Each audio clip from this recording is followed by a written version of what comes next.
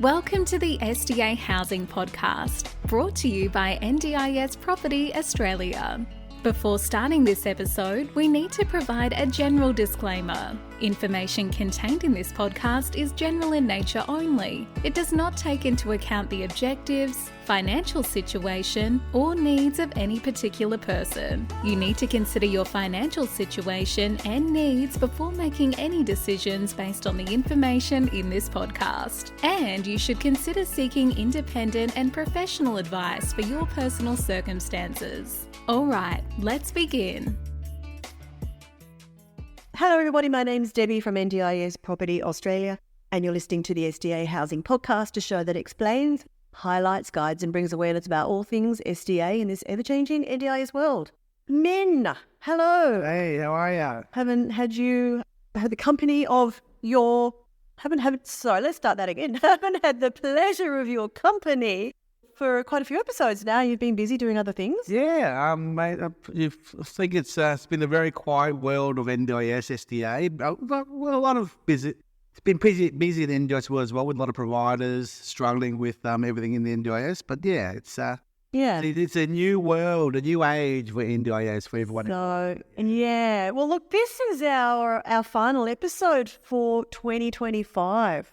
So we wanted to just, do a quick recap of the year that's been and where we're going, what we're doing, and just where the industry in general is at. Yeah. So Debbie, how did you find this year in SDA? It has been a very different year. So at the end of 2024, probably in about November, we were advised that there was some major changes coming into the lending from the main lender to NDIS. And I don't think we knew it was going to have quite an impact. I don't think we realised quite how total the impact was actually going to be and how quickly it was going to take effect. Those lending changes were revised in February, I think. And essentially what happened was that most people who would previously qualify to get financing for an NDIS property no longer do. So we're still getting a lot of interest. We were still getting the same level of interest of people wanting to buy and looking into the industry. But unfortunately, people just were struggling to actually get finance and get these deals across the line. So it has changed the industry really quite significantly. We saw a lot of focus going into people looking at doing their own development, which leads into our fee-for-service work with SDA Advisory. And we've, focused on really finding better properties for sale, which has partly been us going out and looking for different avenues, as well as just the market shifting that way. We're obviously seeing more properties coming back on the market for resale and different types of buyers coming in. Hey, man. Yeah, I mean, the buyers now really are seeking second-hand, or not second-hand, but built and tenanted. And they know how, everyone's aware how hard it is to find participants in this day and age. The NDIS is very much what's the word? Roadblock, filtering process. It is more challenges to get approval of SDA and normal NDIS funding as well, SIL funding as well. So seeing a lot of challenges there, and that this is really affecting the SIL providers and the SDA providers big time. More so the investors, Debbie. A lot of the investors have really struggled the last 2-3 years on the investment in terms of finance challenges, valuation challenges, provider challenges, participant challenges, finding source of participants for tenancies. And what we've seen in the last, 3, 4, 5 years now is that very much a one participant outcome for houses. It's hard to see 2 or 3s out there. We very rarely see that. So yeah, look, it has definitely been a challenge for investors who own a property, getting an income on them that is going to make it viable. And this goes hand in hand with the challenges overall in the NDIS that we're seeing, which really don't have anything to do with the SDA investment space, but are just those funding challenges that still providers are struggling with, that SDA participants aren't getting the right level of funding. They're not getting the right level of SIL funding. SIL providers are struggling to make ends meet with the houses that they're working out of, if they've only got one or two tenants in the house. So everyone is struggling somewhere. So this is, I guess, the reason we're seeing more properties coming back on the market. Now, what's really interesting, and this was actually kind of covered a few episodes back, Grace and I don't know if this episode has been released yet. Grace and I were talking resales, but basically we were talking about the fact that people go into SDA expecting high yields. Now, what is a high yield these days? I mean, in the general property investment market, what is a good yield? 3.5%, Lynn? Maybe 4%? That's average. That's average? So a good one might be 5 to 6. If you can get more than 6% net yield, is that not good? And when it comes to an SDA property that has one tenant, we're still seeing yields quite commonly in the 6 to 7% mark. So it's still not a bad outcome. But for the person that originally built that property and purchased it with the expectation of 10, 15% or even more yields, they're not getting that, and that's why some of them are wanting to get out. So another thing we've never discussed really is the capital growth of market. So I'll give you an example of this topic here, and this applies to Brisbane and Perth as well, Debbie.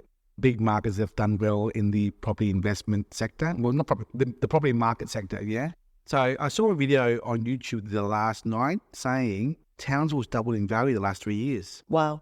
So those people who went in as SDA investment 4 years ago at that 600 grand, 630 grand price point, yes, they overpaid for the SDA house, true, but even still, on the normal market today, Debbie, a 4-bedroom house, even though it's, yes, wheelchair friendly and spacious, and that's still at least 650 to 750 grand right now today. So those investors have not lost money. They actually have picked up some capital gain there to actually give some company that they haven't lost money on the capital value.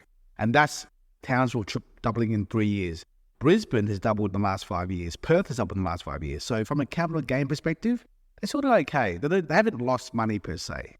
They've lost the opportunity of the income yield from the tenancy of SDA participants. Yes, they've lost that opportunity there, but they've also have cost money of mortgage payments on empty houses. Yes, but from a capital perspective, they have not really lost that much money. Yeah, not in every area, obviously. Given the property boom in Australia the last probably the only place that's not really happened is Melbourne.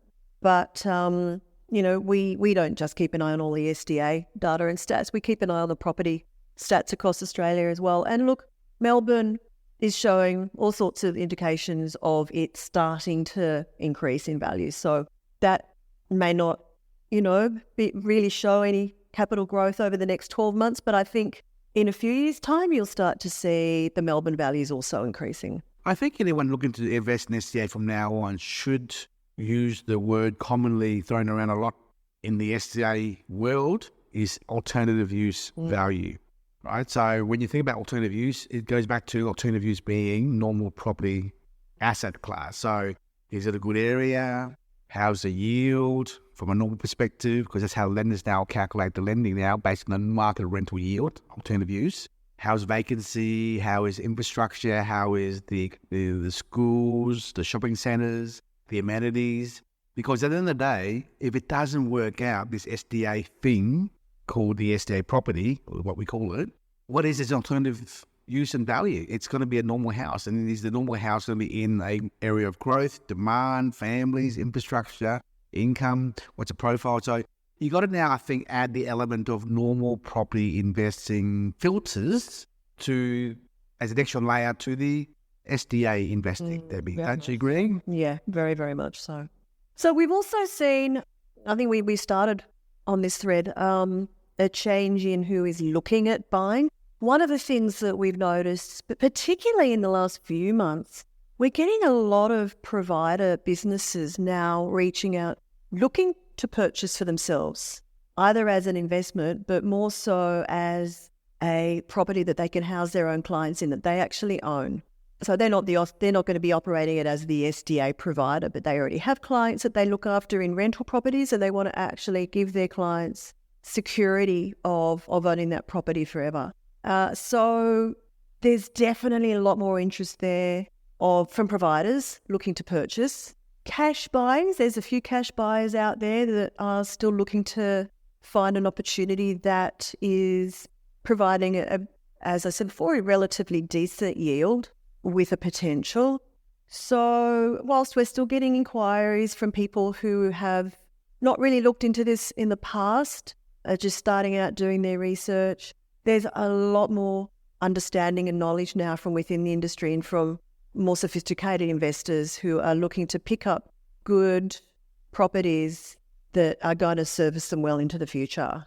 So, I think that's really pretty much what we wanted to cover of the year that was. And then also wish you all a very Merry Christmas in this hot summer, which is coming, or a wet summer, depending where you are, because there's always storms and wet weathers in the summer period. And to hopefully be able to give you a little bit of an early Christmas present, we are looking at an avenue at the moment of potentially having quite a number of properties being put up for sale that are built and tenanted or built and vacant. So we can't tell you any more at this point, but watch this space. We are working very busy behind the scenes to access this new avenue of potential properties for sale. But very quickly, Min, what are you up to for Christmas? Normally it's me going away, but not this time. Nothing much, just going away to the interstate, visiting friends and family, maybe a little trip overseas. It's still paying it all, yeah. I don't want to divulge too much, yeah. Oh, secret squirrel stuff, yes. Okay. Yeah. I'm going to the South Pole, see who's down there. Actually, I think that's someone else in our team. But anyway, I'll be around this year. Normally I do take off over the Christmas New Year break. But yeah, look, we do close down as of the 19th of December for a few weeks, but there will be skeleton staff on board. If anyone has any queries, if you'd like to drop us an email, we will get back to you as soon as we can. But that is goodbye from us for 2025. Thank you very much to all our listeners for downloading and listening to our episodes, in the hope that you've all learnt lots this year. We certainly have. We've had to, again, adapt and change in this ever-changing world. But because of the lack of, updates and not much action in the gossip world of SDA, we're reverting to more of a one podcast every 3 weeks or so. So nothing too drastic like the past where we were doing 2 a week. Now it's pretty much one every 3 weeks or so. Yeah, as you all know, if anything does happen, we're straight onto it. And we will issue an episode in a timely manner. But we'll still be here next year. So have a wonderful Christmas and New Year, everybody. And we will see you in 2026. Bye-bye. Bye-bye. We hope you enjoyed this episode. Please make sure you are subscribed and following us so you can keep in the loop with all of our upcoming episodes. We would really appreciate it if you could leave us a 5-star rating, a written review, and to share this podcast with those that could benefit. Until next time, catch you on the next episode.